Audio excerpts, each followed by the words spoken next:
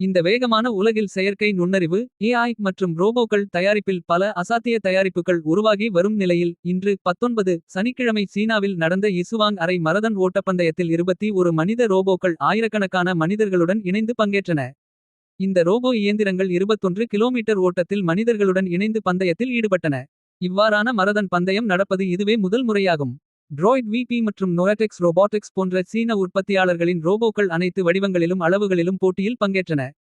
சில 120 சென்டிமீட்டர் 3 அடி 9 அங்குலம் ஐ விட குறைவானவை. மற்றவை 1.8 மீட்டர் 5 அடி 9 அங்குலம் உயரம் கொண்டவை.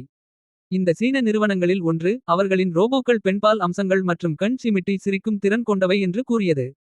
பொறியியல் மற்றும் வழிசெலுத்தல் குழுக்களின் தேவையை கருத்தில் கொண்டு இந்த மரதன் போட்டி ஒரு பந்தய கார் போட்டியைப் போன்று அமைக்கப்பட்டதாக சீன அதிகாரிகள் தெரிவித்தனர்.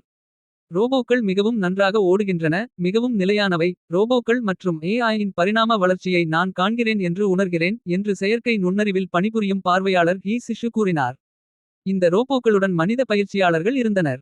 சில ரோபோக்கள் பந்தயத்தின் போது விழுந்தன. சில சேதமடைந்தன. சில ரோபோக்கள் ஓட்டப்பந்தய காலணிகளையும் அணிந்திருந்தன. ஒன்று குத்துச்சண்டை கையுறைகளை அணிந்திருந்தது. மற்றொன்று சீன மொழியில் வெற்றி பெற வேண்டும் என்ற வார்த்தைகள் கொண்ட சிவப்பு தலைக்கவசத்தை அணிந்திருந்தது. அனைத்திலும் வெற்றி பெற்ற robot Beijing innovation center of human robotics நிறுவனத்தைச் சேர்ந்த டியாங்காங் அல்ட்ரா 2 மணி நேரம் 40 நிமிடங்கள் ஓடியது.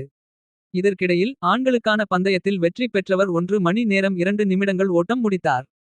ரோபோட்டிக்ஸ் மையத்தின் தலைமை தொழில்நுட்ப அதிகாரி டாங் ஜியான் டியான்காங் அல்ட்ராவின் செயல்திறனுக்கு நீண்ட கால்கள் மற்றும் மனிதர்கள் மாரத்தான் ஓட்டத்தை எவ்வாறு பின்பற்றுகிறார்கள் என்பதை அனுமதிக்கும் ஒரு வழிமுறை உதவியது என்றார்.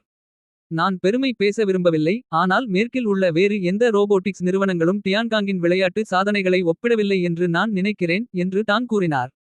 பந்தயத்தின் போது தனது ரோபோ 3 முறை மட்டுமே பேட்டரிகளை மாற்றியதாக அவர் மேலும் கூறினார்.